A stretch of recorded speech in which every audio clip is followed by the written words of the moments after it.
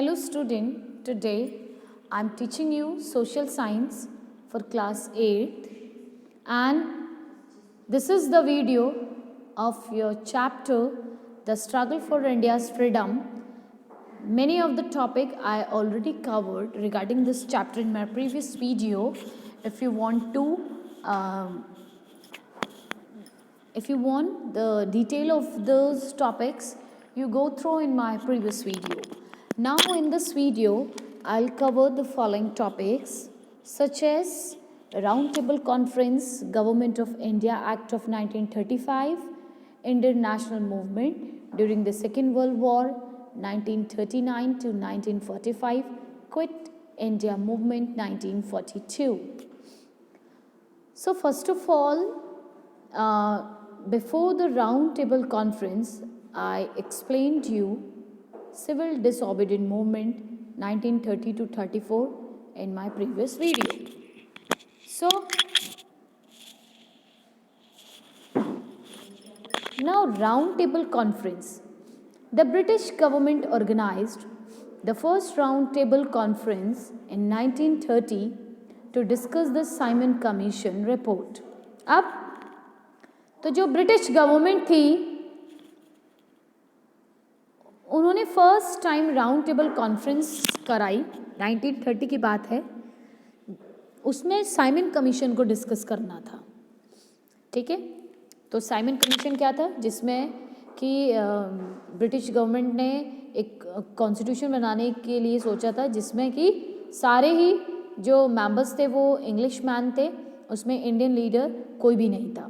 तो ये जो कमीशन बनाया था इसको इंडियन पीपल्स ने बिल्कुल भी लाइक नहीं किया and they started demonstration against the Simon Commission and they given the slogan on that time that was Simon go back. So the British wanted the Congress to attend the second round table conference. अब जो second round conference tape रखा था British चाहते थे कि Indian leaders उसको attend करें. The viceroy lord Irwin signed a pact with Gandhi ji called Gandhi Irwin pact.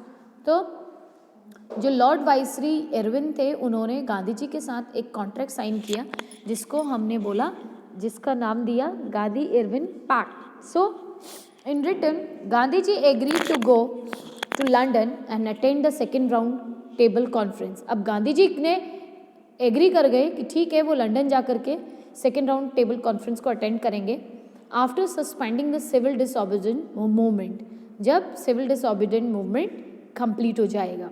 So but the conference failed because the British were not ready to accept any of the basic demand of the Congress.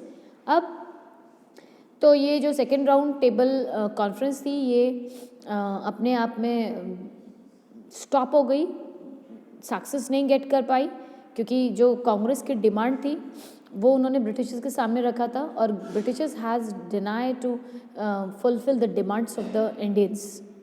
Okay, so on his return to India Gandhi ji refused resume the civil disobedience.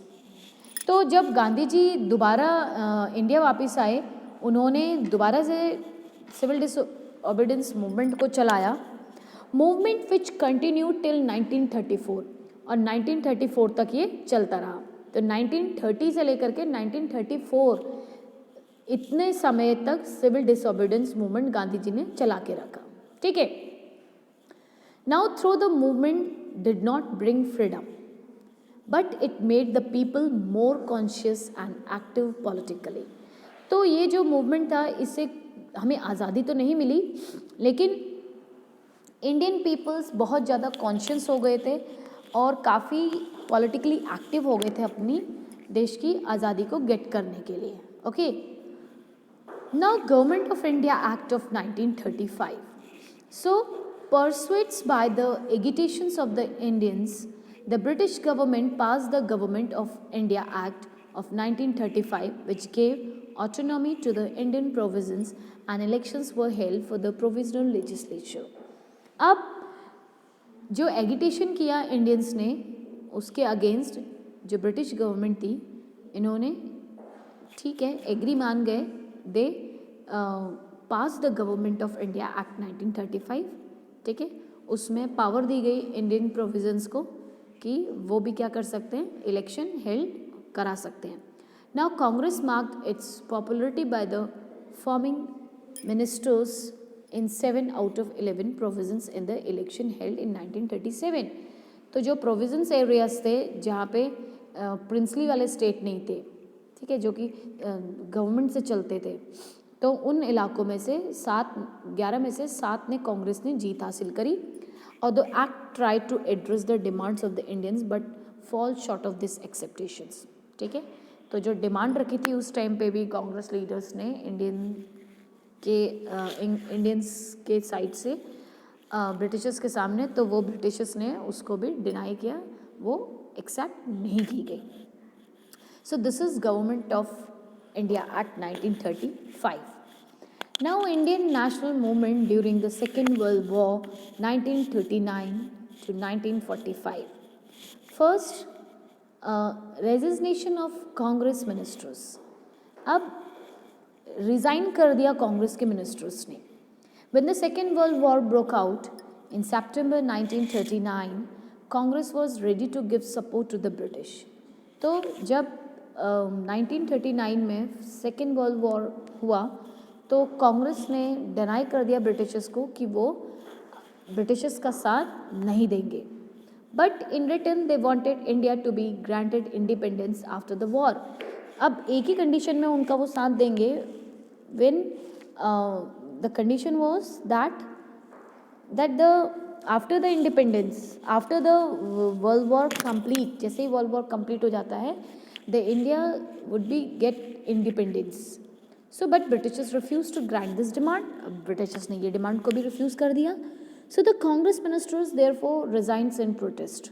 तो जो Congress leaders थे उन्होंने ये demand ना मानने की वजह से रिज़ाइन कर दिया, ठीक है, और प्रोटेस्ट करने लगे. Now failure of the Cripps mission. अब क्रिप्स मिशन क्या था, इसके फेलियर होने के क्या कारण थे. To secure the cooperation of Indian in the war, to get the resource and manpower from India to fight the war, the British sends in March 1942 a mission headed by a cabinet ministers, Sir Stafford Cripps. ठीक है, तो to secure the cooperation of the Indians, the war, वो चाहते थे कि India का भी corporation war में हो and to get the resource and the manpower India to fight the war, ताकि इंडियंस जो हैं उनको यहाँ से लेके जाया जा सके. ब्रिटिशर्स के खिलाफ जो कंट्रीज़ सेकेंड वर्ल्ड वॉर में लड़ रही हैं उनके खिलाफ इंडियन पीपल्स, इंडियन सोल्जर्स को भी रखा जाए. ठीक है, तो ये जो मिशन था ये बनाया था cabinet minister sir Stafford Cripps ने. So but the negotiations fail. तो ये जो कॉन्ट्रैक्ट था वो फेल हो गया because the Indian leaders were not satisfied with the vague promises of the increases the number of Indian members and the Viceroy Executive Council. क्योंकि जो members थे, इंडियन मेंबर्स थे जो वाइजरी एग्जीक्यूटिव काउंसिल्स के अंदर थे, तो उन्होंने मना कर दिया. British government refuse to accept the Congress demand for the immediate transfer of effective power to India. और ब्रिटिशर्स ने क्या किया कि जो पावर वो इंडियन पीपल्स को देना चाहते थे या ट्रांसफ़र होने वाली थी वो बिल्कुल ख़त्म कर दी, बिल्कुल नहीं दिया. Now next is quit India movement 1942. So after the failure of the Cripps mission, Congress decided to further persuade the British to accept their demand for independence. अब after the failure of Cripps mission, जब Cripps mission भी fail हो गया तो उसके बाद जो Britishers ने जो ब्रिटिशर्स के सामने जो डिमांड रखी थी इंडियंस ने फॉर गेटिंग द इंडिपेंडेंस वो भी फेल कर दी. So on 18th of August 1942 the Congress under the leadership of Gandhi ji pass the quit India resolution demanding an immediate end of the British rule in India. अब on 18th of August 1942 में कांग्रेस के जो leaders थे, गांधी जी ने एक act पास किया quit India. ठीक है, इसमें डिमांड किया गया था कि इंडिया को ब्रिटिशर्स बिल्कुल क्या कर दे, छोड़ के चले जाए, इमीडिएटली क्विट कर दे. So, but in the morning of 9th of August, Gandhiji and all other Congress leaders were arrested and Congress was elected illegal. अब 9th ऑफ अगस्त की बात थी, गांधी जी ने जितने भी कांग्रेस के लीडर्स थे उनको और जो गांधी जी थे सबको अरेस्ट कर लिया गया और जितने भी कांग्रेस के लीडर्स थे वो सबको इलीगल डिक्लेयर कर दिया गया ब्रिटिशर्स के द्वारा. But the movement could not be crushed. But जो मूवमेंट था वो ख़त्म नहीं हुआ, स्ट्राइक चलती रही. All over the country there were hartals, strikes and demonstrations. तो बहुत सारे पीपल्स ने स्ट्राइक करी, डिमॉन्स्ट्रेट किया against the policy of the British. The people attacked the police station, post offices, railway stations etcetera. तो पीपल्स ने अटैक करना शुरू कर दिया. ठीक है. In many places parallel governments वो सेटअप. ठीक है. और बहुत सी जगह पैरेलल गवर्नमेंट्स बनने लगी. ठीक है. The British try to crush the movements very harshly. और ब्रिटिश गवर्नमेंट ने बहुत बुरी तरह से पूरे मूवमेंट को ख़त्म कर दिया. Now Gandhi ji said on 8th of August, I therefore want freedom immediately. तो 8th of August में गांधी जी ने ये डिक्लेयर कर दिया कि हमको आज़ादी चाहिए. This was night before dawn, if it can be had. Okay, तो ये वो टाइम था जब थोड़ा अंधेरा हो रहा था. I am not going to be satisfied with anything short of complete freedom. Here is a mantra. अब यहाँ पे गांधी जी ने बोला कि मैं बिल्कुल भी सेटिस्फाइड नहीं हूँ जब तक मेरे को पूरी आज़ादी नहीं मिल जाती. ठीक है. एक उन्होंने मंत्र दिया. So short on that I give you the mantra. तो मैं आपको एक मंत्रा देता हूँ, डू और डाई, या तो करो या मरो. So we shall either free India और डाई इन द अटेम्प्ट. या तो हम अपने इंडिया को फ्री करेंगे या उसको फ्री करने में हम अपनी जान गंवाएंगे. तो इंडिया के द्वारा इंडिया के जो लीडर थे, गांधी जी थे, उनके द्वारा जो ये स्लोगन था वो बहुत से पीपल को प्रोवोक करा. ठीक है. बहुत से पीपल ने अपने फ्रीडम के लिए, अपने इंडिपेंडेंट गेट करने के लिए अपने लाइफ का भी उन्होंने सेक्रीफाइस कर दिया. ठीक है. तो this is the quit India movement of 1942 and before the round table conference.